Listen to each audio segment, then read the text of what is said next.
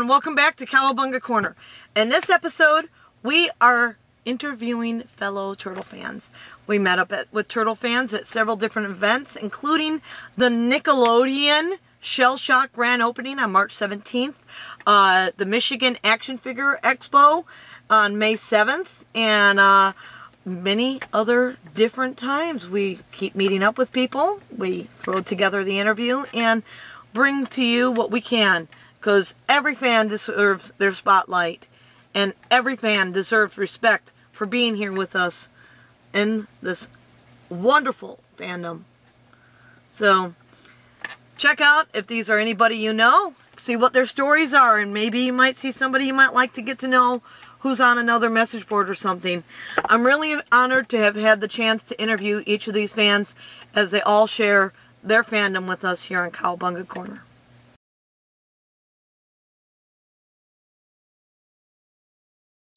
Watching the original Turtle movies and growing up with the cartoons and playing with the action figures as a young child.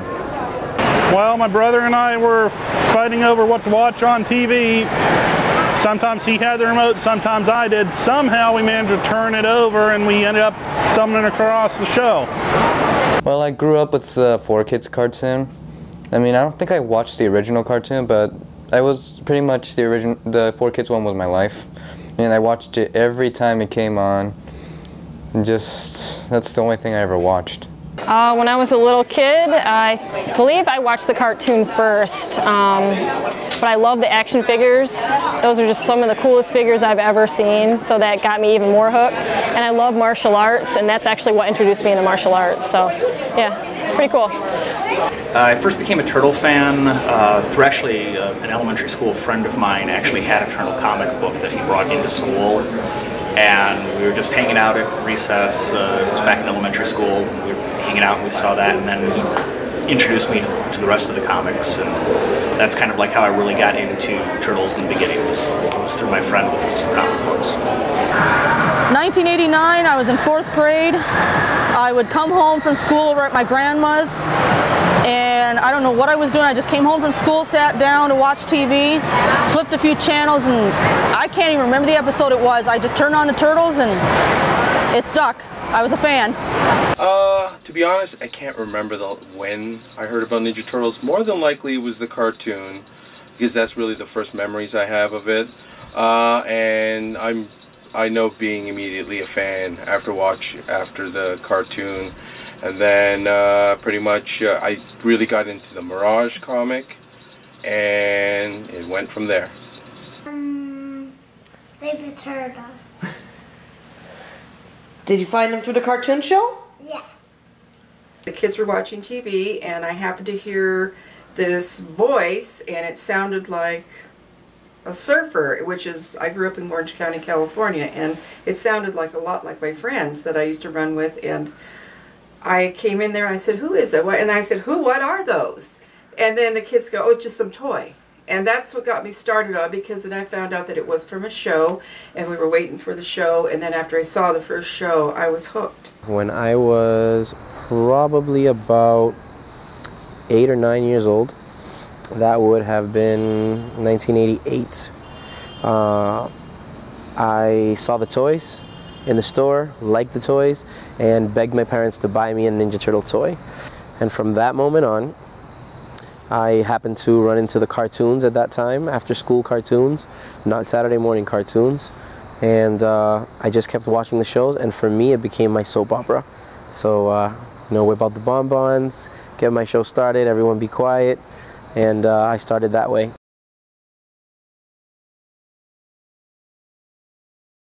I think my favorite turtle is Mikey, because he's the funniest one, but also like Raph because he has a little dark side in him.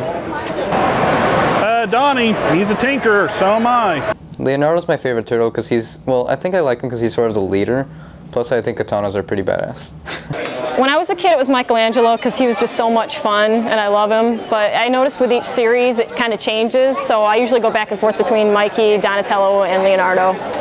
My favorite turtle has always been Michelangelo. A little bit of it comes from my interest in the nunchucks, but really I've always liked the various silly, fun nature in parts of his personality that everybody seems to incorporate as far as him. So that's kind of like, he's the less serious of all of them, which is what I like.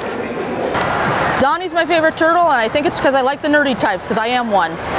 Donatello, because he's the, well, in the cartoon he was the brainiac of the bunch, and I can relate to that.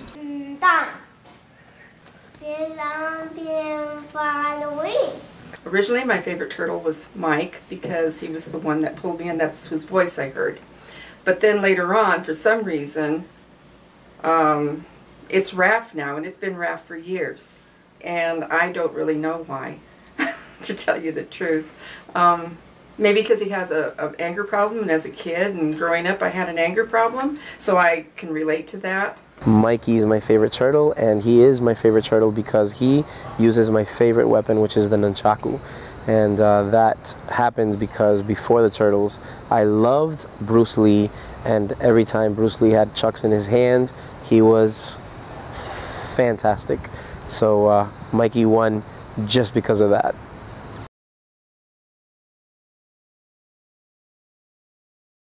It has to be the first one. It has Casey Jones, the Shredder, and April O'Neil. It's just a really good movie. The first one. A lot of good memories. It was fresh. It was new. My parents actually took me to see it in the theater. It's between the CGI movie and number 2. I really like number 2 because that's my favorite live-action movie. I just think it had the best plot overall, and it just turned out really nice. I mean, it had Vanilla Ice, and that was interesting, I guess. And CGI movie, I think, was just done very well. I mean, I watched it twice in theaters. I mean, I just liked it that much, so it's kind of a draw between those two, really. The first one, it's a classic, the best costumes I've ever seen, and it's just a really funny movie. I love it. It's kind of a toss-up. I liked the first live-action movie, but I really liked the CGI movie, the fourth one, the most recent one that came out. Just because I think they were able to speed up the pace of the action and have some more just interesting areas that they can show what they can do in the film and add a little bit more fun to it. The first turtle movie is my favorite because it's closest to the comics and the grittiest. It's definitely the first one. The better costumes, better plot, better script. You know, they really engage the characters, gave them the right personality. It had some good dramatic elements to it, comedic elements, action. It's just a really good full package movie. I like all the movies, but the one I find that I go back to is the original movie, the first movie. For some reason, I guess maybe I like the casting in it. It's a little, it runs closer to the books that I read, and it brought it to life, you know, visually on screen. So yeah, I like the first movie. The first Ninja Turtle movie is my favorite, the one that is done with the Jim Henson creatures. And that is my favorite because it is the closest to what the original Mirage Ninja Turtles were at the beginning. And I think that I prefer the turtle costumes, the look of that in the real world, much more than I do a CGI city or a CGI turtle or anything that's CGI. It's cool, but I prefer the look of skin, I guess.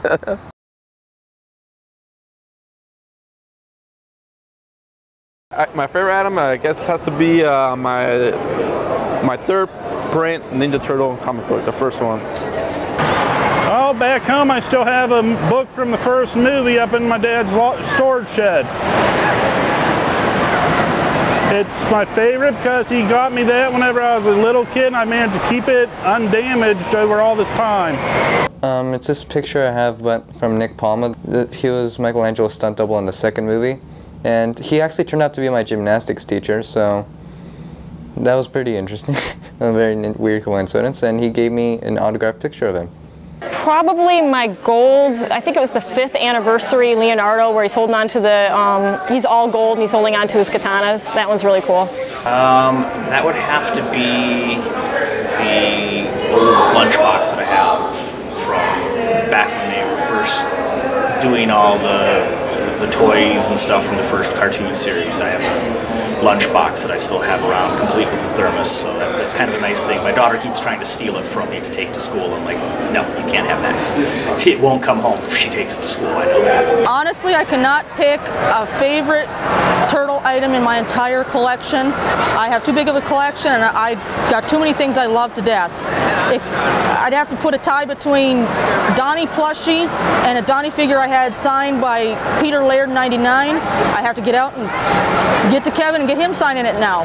The best thing that when I first think about what I have in my collection is a gift of a friend of mine that I've known since high school. He decided, I guess he saw it, he said he saw it in a store one day, and although I already had it, it was kind of cool that he thought of me for when he got it.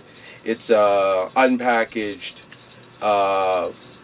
NES Turtles in arcade game.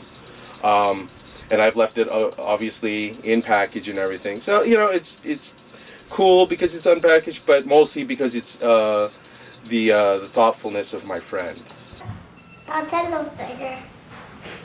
I think my favorite item of all the things I've gotten is probably my Team Mirage Kawasaki hat, because it has Raph on it. One is my reprint of the #1 comic book that was done by Mirage that finally actually did color. That's probably my favorite, that I got signed today by Pete. Thanks, Pete, if you watch this. You're wonderful. And because it was colored by Steve. And Steve, I consider him to be such an awesome guy. I definitely love these guys and love how they've treated me and my family ever since we met them. And then my other favorite thing is the NECA Turtles. The black and white NECA Turtles that come with the bases. So book and toy, to me they're two different categories. The NECA Turtles, they're the closest thing to the original comic, and they can pose in so many wonderful ways that every time I see them, I just can't get over how cool they are, no matter how many times I look at them.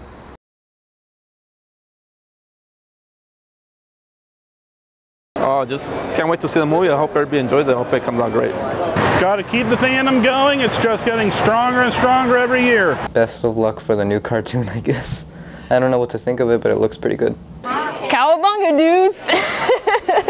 I would just say to all the other fans, just keep supporting the Turtles. We'll keep having the creators do more fun things for us to enjoy as fans. Just gotta keep the turtle power rolling. You guys are great. You guys, it's the fans that really keep the fandom going. And you know, you should be proud of